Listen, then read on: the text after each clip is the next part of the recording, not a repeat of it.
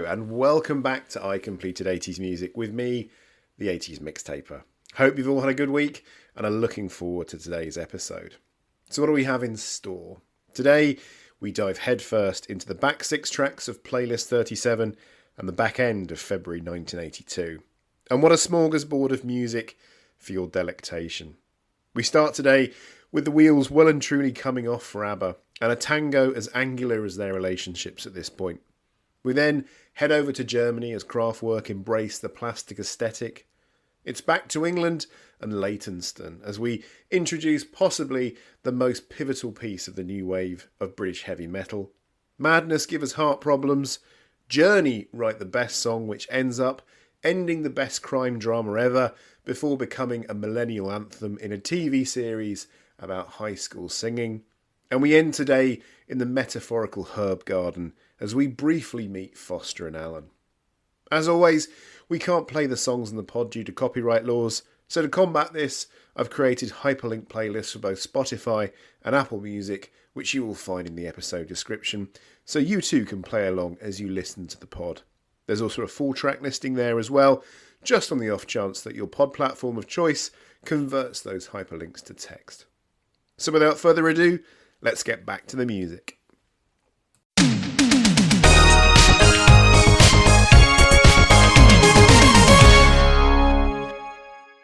We start today with the sound of the world's most efficient pop machine attempting to force a smile while the gears were audibly grinding into dust.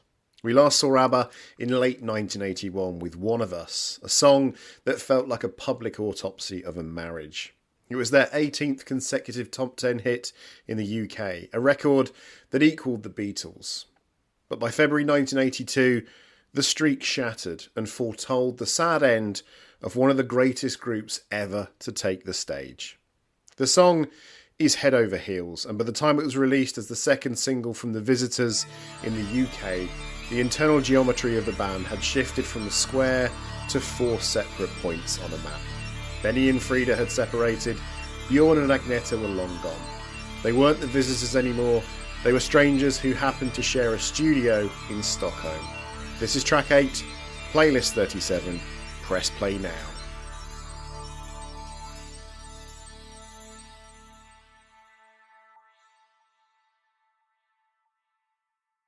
That is a genuinely weird song, but I love it. The angular attacking tango of it all. It wouldn't surprise me if it's not been on Strictly at some point. If that song feels a little forced, it's because the history bears that out. Head Over Heels was recorded on the 2nd of September 1981 at Polar Music Studios under the working title Tango. It was an attempt by Bjorn and Benny to inject some happy-go-lucky energy into an album otherwise drenched in paranoia and domestic isolation. But the 1982 public wasn't buying the mask. When Head Over Heels hit the UK charts, it stalled at number 25. For any other band, that's a win. For ABBA, it was their worst-selling single since Money, Money, Money 6 years prior. It broke a run of 18 consecutive top 10 hits that stretched back to SOS in 1975. Critics were blunt. Smash Hits reviewer Red Star called it sing-along a tango time for mums and dads, which it probably was at that point, and noted it was not particularly good for the group. Record Mirror dismissed it as a sadly unremarkable effort. The music video, filmed on the 21st of January 1982, is a documented piece of internal tension. Directed by Lasse Hallström, his final clip for the group, it features Frida playing an overactive high society woman while a shopping bag laden Bjorn trudges behind her. It was filmed in central Stockholm, including locations like the NK department store on, I'm probably going to get this wrong, but Hamgatan.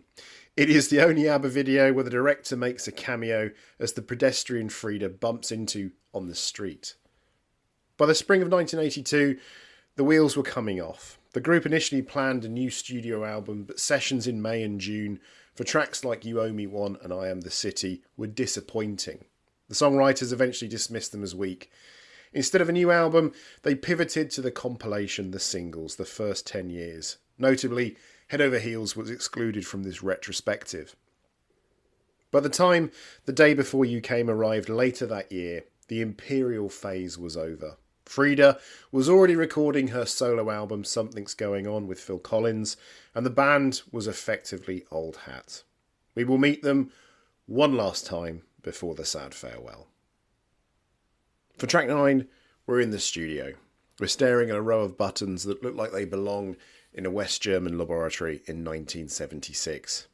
When we last spoke about Kraftwerk, we were talking about 1981, the year the model finally climbed to number 1 in the UK, turning a 3-year-old album track into a global synth pop manifesto. But to understand where they went next, we have to go back to move forward, which seems like a very Kraftwerk thing to do. We have to talk about the moment the humans decided they'd rather be plastic.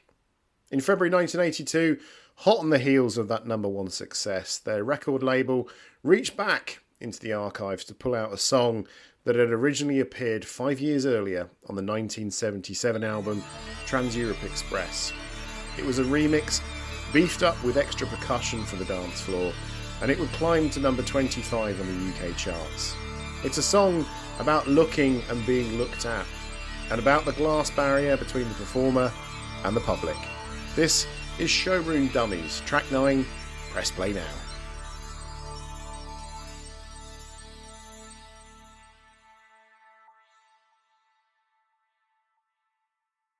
We are back, and if that beat sounds like it's marching towards a very specific kind of future, that's because it was. Do you remember that we're actually listening to a song from 1977, just jazzed up? So at the time this was the future, only now. It fits now in 1982, which is also a very Kraftwerk thing to do. The song is a landmark of electronic minimalism, built on a foundation of analogue synthesizers and a relentless clinical sense of rhythm that would eventually become the blueprint for Detroit techno and British New Romanticism alike. The story of Showroom Dummies, or Schaufensterpuppen in the original German, starts with a bad review. During their earlier tours, some critics had described Ralf Hutter and Florian Schneider as being stiff and lifeless as showroom mannequins on stage. Most bands would take that as an insult. Kraftwerk took it as a business plan. They were fascinated by the idea of the man-machine, a concept that would later title their 1978 album. But the dummy was the prototype for that transformation. Ralf Hutter later explained that the song represents the transition from human to dummy to robots. They felt photographed to death by the media and decided that if the public wanted stiff, motionless figures, they would provide them. This wasn't just a metaphor, it was the birth of their iconic stage persona. They eventually commissioned actual mannequins modelled after themselves to take their place during photo sessions and parts of their live shows because, as Hutter dryly noted, the dummies had more patience with photographers. The lyrics themselves tell a miniature surrealist story. The dummies stand in the shop window, they feel the eyes of the public on them, they break the glass, and they go into a club to dance. It's a moment of roboticization where the artificial becomes more alive than the real world it's imitating. Musically, the 1982 single release was a refined version of the 1977 original. It was edited down to 2 minutes and 38 seconds for the 7-inch vinyl, featuring slight overdubs to make it punchier for the post-disco era. In the UK, it was backed with Numbers, a track from their 1981 album Computer World, creating a bridge between their mid-70s experimentation and their 80s peak. It also marked a major milestone for the band's linguistic evolution. Encouraged by their French associate Maxime Schmidt, Kraftwerk recorded a French version titled Les Mannequins. It was their very first song recorded in French, beginning a tradition of multi-language releases, English, German, French, Japanese, that would define their later career and globalist aesthetic. By the time Showroom Dummies hit the top 25 in 1982, the world had finally caught up to the sound of today that Hutter and Schneider had been engineering in their cling-clang studio years prior. And metaphorically, they were becoming the machines they sang about. Next up, this one is a track I'm really excited we've got to. Brace yourselves, folks. The year is 1982. Heavy metal is shifting away from its blues-based roots towards a faster, more disciplined sound known as the new wave of British heavy metal. We've met Judas Priest, We've met Saxon, we've met Whitesnake, but there's one glaring omission. And to be fair, I've had the opportunity to play them, but their earlier singles didn't quite click. At the forefront will be a band from Leytonstone, East London, led by a bassist with a relentless vision. They are about to release a song that tackles the historical genocide of indigenous peoples in North America, set to a rhythm that mimics a cavalry charge. This track would bridge the gap between underground aggression and mainstream chart success, introducing a new vocalist whose range would redefine the genre's capabilities. Ladies and gentlemen, it's time we introduced Iron Maiden to the fold and their hit, Run to the Hills. This is track 10, press play now.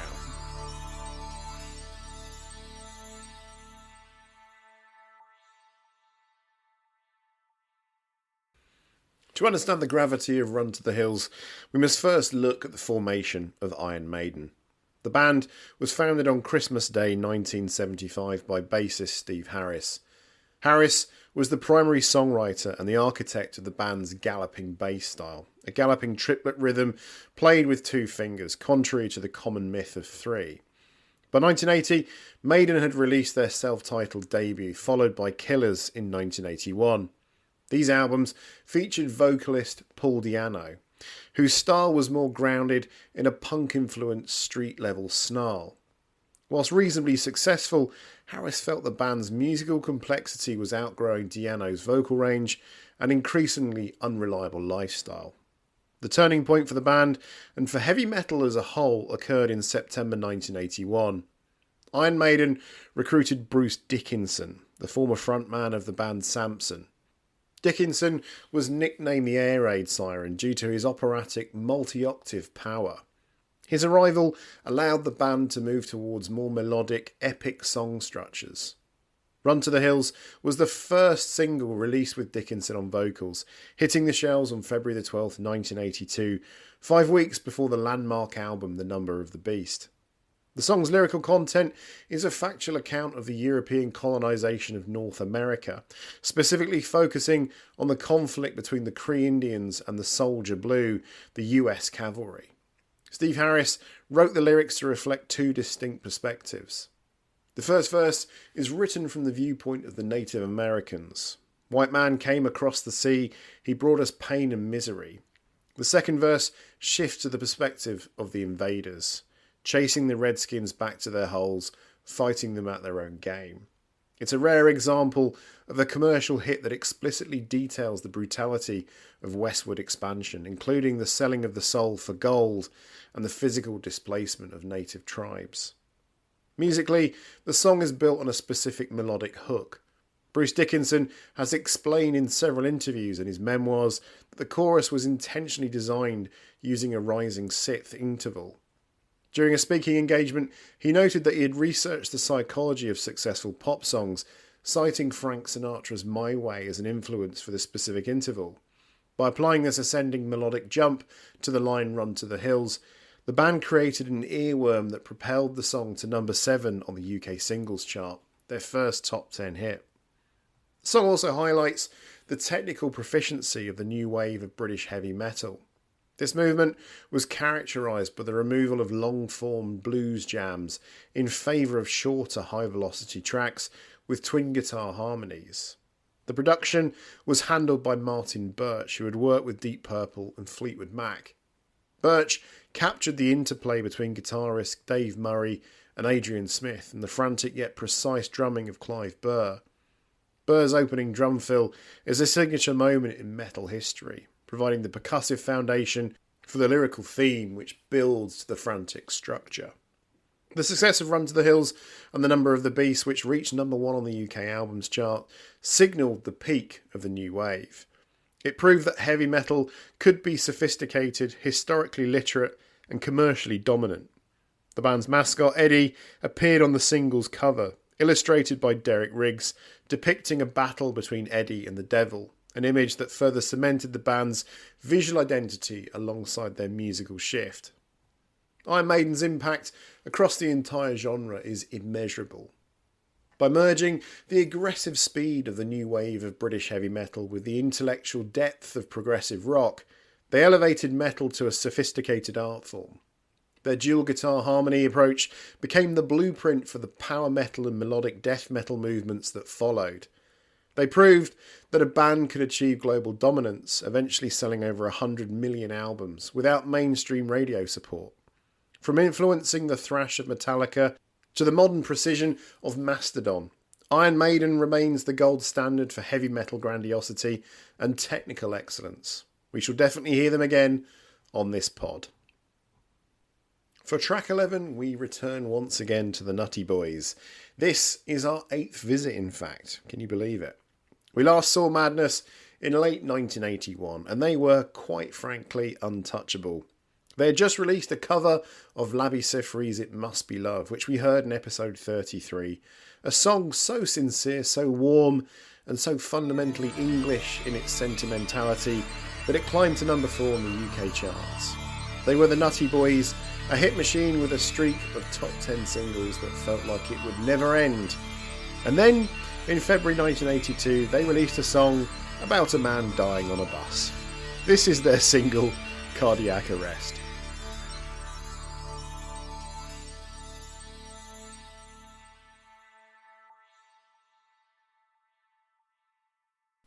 Cardiac Arrest was the third single from their third album, Seven. It sounds like classic Madness, the high-tempo beat, bright brass and jaunty piano. But if you listen to what Suggs is singing, it's a horror story. It's a 3-minute musical about the fatal consequences of the morning commute. The song was written by Chaz Smash on lyrics and Chris Foreman on music. Originally, it had the working title 7 Letters. The inspiration was deeply personal. Chaz Smash wrote the lyrics after his own father suffered a heart attack. He'd also been struck by a real-life scene on the London Underground where he saw a man in his late 40s being dragged off a train while station staff attempted mouth-to-mouth resuscitation. The narrative follows a workaholic, a man with so much to do, stressed about his daily routine. As he sits on the bus, chest pains begin. The band acts as a chorus of voices advising him to "Don't you worry, there's no hurry, it's a lovely day, could all be going your way." This was a risky pivot for a band synonymous with fun. While often cited as banned by the BBC, the reality was more of a de facto restriction. Because of its disturbing subject matter, it received significantly less daytime airplay than their previous hits. Consequently, Cardiac Arrest became their first single since their debut, The Prince, to miss the UK top 10, peaking at number 14. A key difference exists between the versions. The album version features a grim coda, the sound of a heart thudding, slowing down and then stopping. For the single version, this was replaced with a repeat of a more optimistic first chorus to make it more palatable for radio. The music video, directed by Dave Robinson, features Chaz Smash as the frantic businessman on the bus, with the rest of the band appearing as characters telling him to calm down. The B-side, In the City, has its own legend. It was originally composed by the band and Bill Crutchfield for a Japanese television advertisement for the Honda City car. Despite the lower chart position, Chaz Smash defended the song's intent, a sincere urge for people to walk through life, don't run. It was the moment the Nutty Boys grew up. They would return to the top 10 and reach number 1 just months later with House of Fun, a song we will definitely be hearing on this pod. For our penultimate song today, we're talking about a song that isn't just a song anymore. It's a secular hymn, or at least it was briefly around 2010. If you're a millennial, come on, you know this song. It's a structural anomaly that defies every rule of pop songwriting. It's about a small town girl. It's about a city boy. It's a midnight train to anywhere that somehow ended up everywhere. Think about your own plan when you were young. Think about your loved ones. And let Don't Stop Believing by Journey wash over you. This is track 12.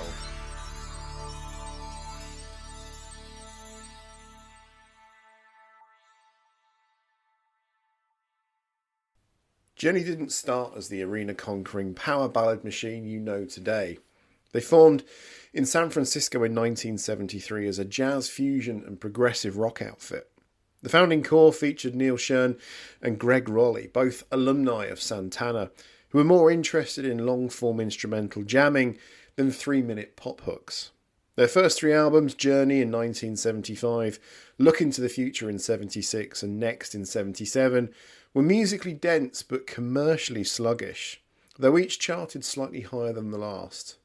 By 1977, Columbia Records and manager Herbie Herbert pushed for a frontman to provide a more accessible sound.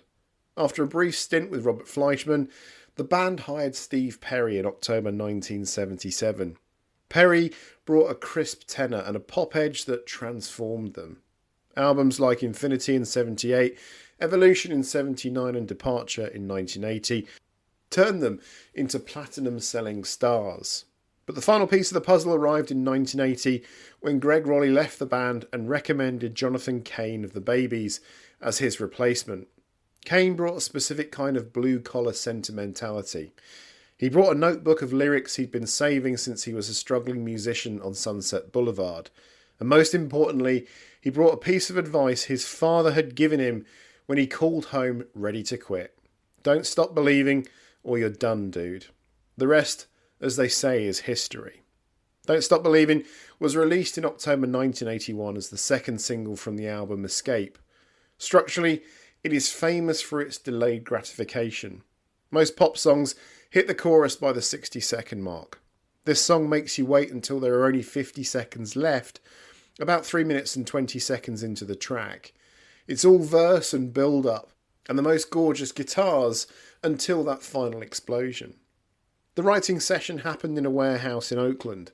Neil Schon came up with the driving bass line, and drummer Steve Smith instructed Schon to play 16th note arpeggios to mimic the sound of a train.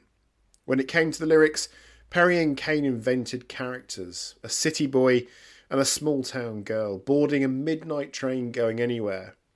Steve Perry famously included the line "born and raised in South Detroit," a place that does not exist geographically. South of downtown Detroit is actually Windsor, Ontario. Perry later admitted he chose it purely because the phonetics and syntax sounded better than North or West Detroit. When it was released, it peaked at number 9 on the Billboard Hot 100, but it wasn't the biggest hit on the album. Open Arms famously reached number 2. But of course, if you're in your 30s or 40s, you may know this song from its second life. This began in earnest with its use in the final scene of The Sopranos in 2007. We all remember Tony Soprano and his family in the diner after all accounts were settled. But we flash to various people in the diner, entering the diner. Are they about to whack Tony and his family? Fade to black, we never find out. However, it was the 2009 pilot of the TV show Glee that cemented it for the millennial generation. The Glee cast's cover actually outperformed the original internationally and helped the song become the best-selling digital track from the 20th century. By 2017, the original had surpassed 7 million downloads. In 2022, it was selected by the Library of Congress for the National Recording Registry. In 2024, the RIAA certified the track 18 times platinum, making it one of the highest certified singles in history. Not bad for a song about holding on. We end today with a completely different change of pace and style. I am nothing if not flexible on this show, and we have featured songs about grandmas, songs completely made of birdsong, and even the Blue Peter theme tune. Well, we end today with a specific kind of Irish sincerity in a time when your audience didn't have to be screaming fans, and easy listening would still get you in the charts. This is the story of 2 men from the Irish Midlands, a couple of accordions, and a song that is much, much darker than it sounds. This is Foster and Aaron with A Bunch of Thyme. Track 13, our final song on playlist 37.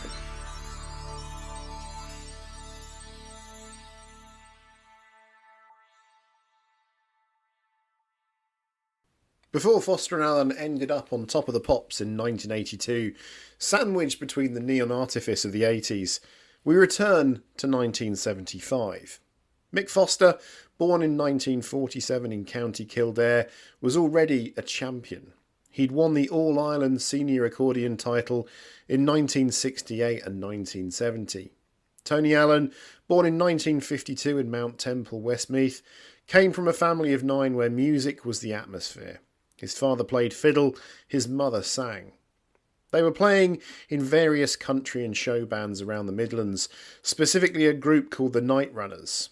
In 1975, while on a short tour of Irish venues in the UK, a friend named Pete Callaghan, who ran the Prince of Wales pub near the Kilburn Park tube station, asked them to stay behind and play as a duo.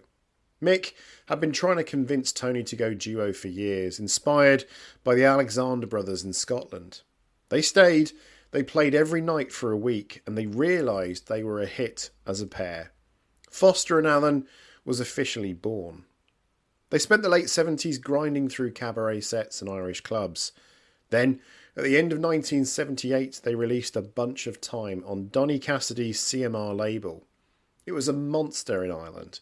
It went to number 1 and stayed in the Irish top 40 for 40 consecutive weeks, eventually clocking 53 weeks total, making it one of the longest charting singles in Irish history. But the UK didn't notice immediately. Not until 1982, when Donny Cassidy partnered with Ritz Records to release it across the water. Suddenly, the BBC was playing it. It climbed to number 18 on the UK singles chart. Mick and Tony were actually on tour in the USA when the call came. They had to fly back immediately to appear on Top of the Pops. Now let's talk about the song itself. If you listen to it sat in your favourite chair with coffee in hand, it sounds like a sweet, easy listening folk ballad. But A Bunch of Thyme, also known as The Sprig of Thyme, is a traditional ballad documented as far back as 1689, and it is a warning. In the language of 17th century herb lore, thyme represents time, but more specifically, it represents a woman's virginity. The garden is the self, keeping it fair is staying chaste. When the song warns, "Let no man steal away your time," it isn't about gardening. The red rose that false lover gives in return represents romantic love or wanton passion, while rue stands for regret. Foster and Allen took this ancient botanical cautionary tale and turned it into a massive international hit. It became their signature alongside Maggie, selling millions and launching a career that has seen over 30 albums and 50 years on the road. They are the ultimate survivors. They survived the shift from show bands to synth by leaning into the Foster and Allen sound, a mix of traditional Irish instrumentals and sentimental ballads. They even survived a minor fashion disaster when they wore 18th century outfits on TV that were widely mocked for looking a bit daft. Foster and Allen didn't define the decade, but they didn't have to. In an era of synths and hairspray, 2 men with an accordion and a centuries-old warning about lusty sailors simply outlasted the competition.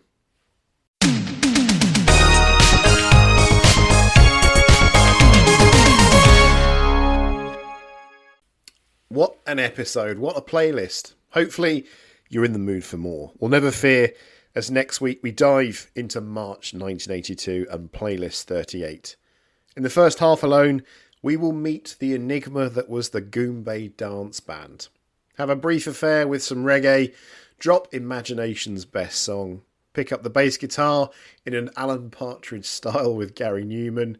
Classics Nouveau drop their big hit, before we end the episode with Phil Collins and Genesis writing what feels like a precursor to his future hit Think Twice. It promises to be quite the episode. As always, if you are enjoying the pod and want more, do hit subscribe, and if you could leave us a review on your pod platform of choice, it all helps. But until next time, I hope you have a lovely week, and we'll see you back here on I Completed 80s Music. Take care.